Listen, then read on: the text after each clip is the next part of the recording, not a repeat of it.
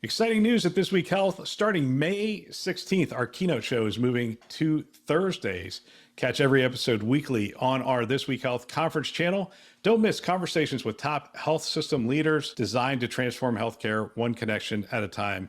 Subscribe to This Week Health conference and stay updated every Thursday. Today in Health IT, OpenAI and ChatGPT come out with 4.0, and we're going to talk about it. My name is Bill Russell. I'm a former CIO for a 16-hospital system and creator of This Week Health, a set of channels and events dedicated to transform healthcare one connection at a time. We want to thank our show sponsors who are investing in developing the next generation of health leaders, notable ServiceNow, Enterprise Health, Parlance, Certify Health, and Panda Health. Check them out at thisweekhealth.com/today. Hey, this news story and all the news stories we cover on the show, you can find on our website, thisweekhealth.com/news. Curated news just for you if you're in health IT. If you haven't yet, check it out today. All right. One last thing. Share this podcast with a friend or colleague. Use it as a foundation for daily or weekly discussions on the topics that are relevant to you and the industry. Use it as a foundation for mentoring. They can subscribe wherever you listen to podcasts. All right. Hey, there was a release this week. And the release was ChatGPT 4.0. O stands for Omni for its ability to process text, speech, and video. It improves on the previous version of ChatGPT 4 Turbo by incorporating speech alongside image and text analysis, enabling more dynamic and responsive interactions across various applications. It is better. I actually updated all of our scripts to 4.0 earlier this week, just after the release. The API was available and I updated it, and a bunch of the little, I don't know, what's the best word for it? A bunch of the little idiosyncrasies or mistakes it was making went away. So there's definitely better. So it is better, faster, cheaper. That was one of the things they talked about. The API is 50% the cost for processing, which will be great.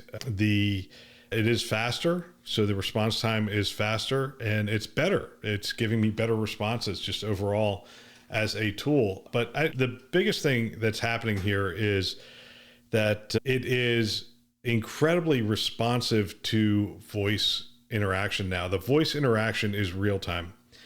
And what they were able to demonstrate in the demo of ChatGPT was an interaction that was almost human.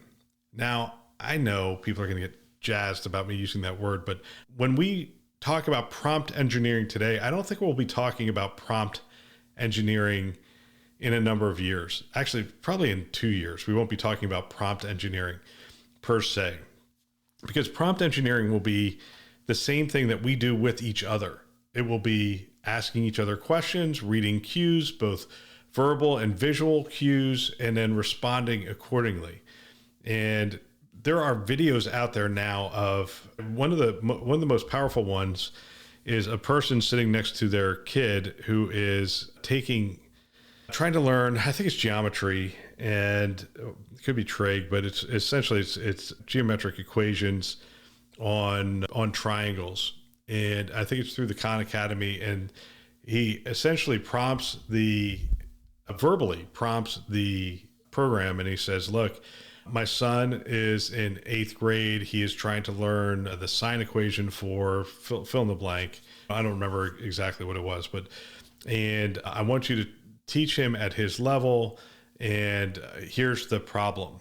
And it sees the problem visually, and it says, okay. And it tells him, don't give him the answer, but help him by prompting him with questions. And then it starts asking him questions. What's the inverse angle? What's this? What is that? And then eventually it gets him to the sine equation for it. But the cool thing about it is the interaction was like you and I talking. It was, hey, what do you see here? And it says, I see this. And I think this line over here is the inverse. It says, that's not actually, the inverse would be the opposite of this and this. Is there another angle that you think makes more sense for that? He goes, it must be this angle because that's directly across. Yes, that's right. That is what it is. And so it is like a tutor is sitting next to him, prompting him as he goes. And there's a couple of things that were pretty dynamic about this. One is the interaction was it was taking into account visual as well as verbal cues.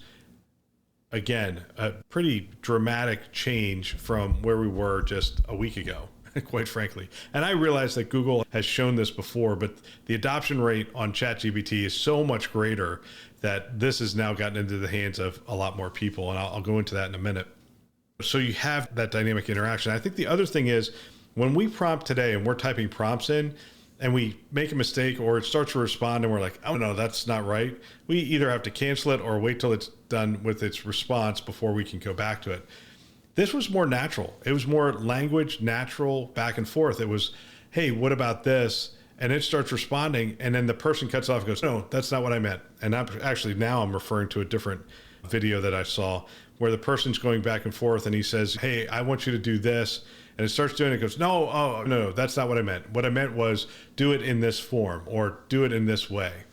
There's also videos out there of people singing and laughing and conversing with the model in real time.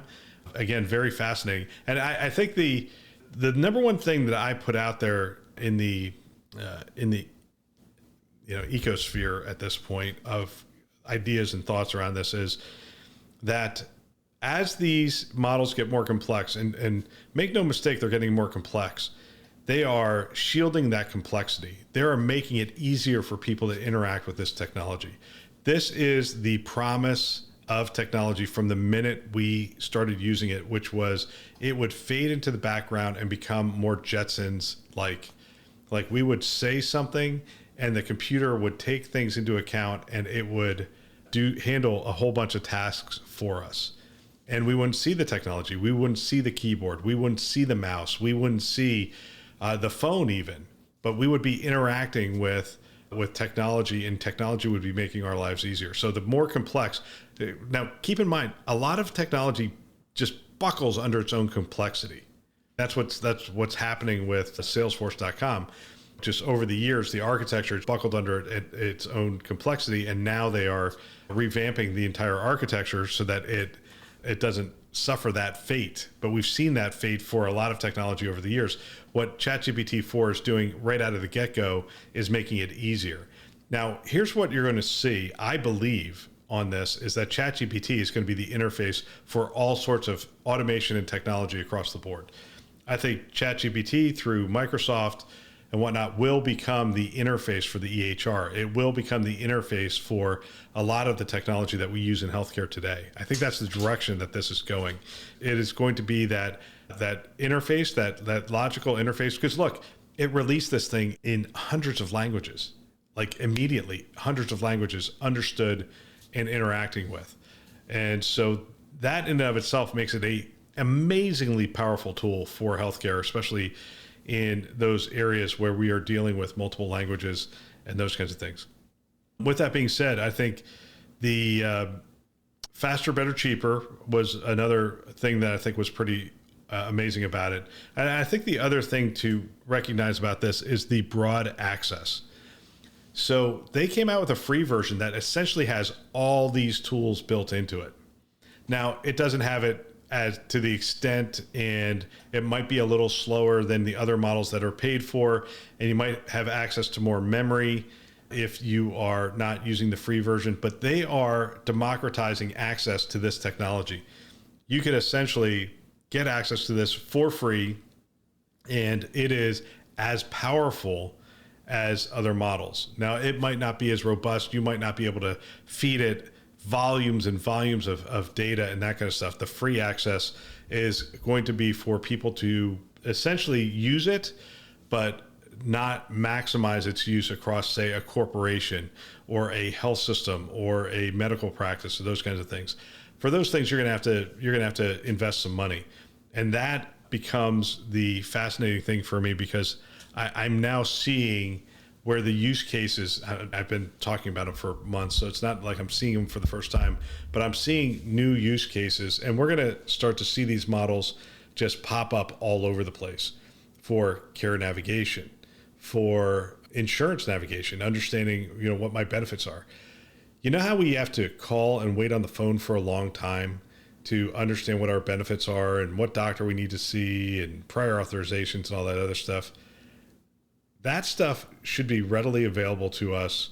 If we sign up for an insurance carrier and they don't have a ChatGPT 4.0 kind of experience in front of it, that I can interact with that volume of information that's behind there. Hey, what doctor can I see? I'm looking for a doctor, and that whole thing. And you saw Transcarent come out with an announcement this week that they are putting that front end, that concierge front end that is technology driven but personal, in front of everything they do. In fact, today, and now that I think about it, because I'm recording this on Wednesday, I'm going to be interviewing Glenn Tolman, and we're going to be talking about some of this stuff. Stay tuned for that. That'll be a keynote episode that's coming out. But exciting stuff. 4.0, if you haven't had a chance to play with it or watch the videos, I would highly recommend it. Go out to YouTube and see what they're talking about and what's out there. I think the other thing is you have people talking about the fact that we are only going to see this increase in speed and the magnitude of which these releases are coming out. I think the other thing is ChatGPT has figured out a way to, from a marketing and a discussion standpoint, dwarf what Google is doing. And it's not that Google's technology isn't pretty amazing in and of itself. And they have their conference this week, and we'll cover that at some point. But this coming out like the day before their conference started took an awful lot of their thunder away. So regardless, 4.0, Omni, voice, video, imaging, essentially using the camera and that kind of stuff. Very interesting. Broad access to people, broad access to the GPTs that you can develop. Memory continues to grow. Faster, better, cheaper is pretty amazing as well. And the thing I am thinking more and more is we need to rethink our hiring practices. Hire only for the things that humans can do, and AI for the things that AI can do, right? So AI empowered humans for every role. So figure out a way to get this in the hands of as many humans as you possibly can with the right training so that they can utilize it, and hire for only things that humans can do. Think through every job and say, what parts of this can be done by AI, which parts of this will always be in a human's hands. The nature of work is going to be changing. And this is the stuff that I last week talked about, standing up a group within your organization that is looking at these things. The forward-leaning organizations did this 5, 6, even 7 years ago, standing up AI governance councils who were keeping an eye on these things as they evolved. And now they're ahead of the game. They're playing around with use cases that are going to deliver value for their health system. So anyway, that's all for today. Big announcement, and worth hitting YouTube, seeing what videos are out there, and staying up to date on that. That's all for today.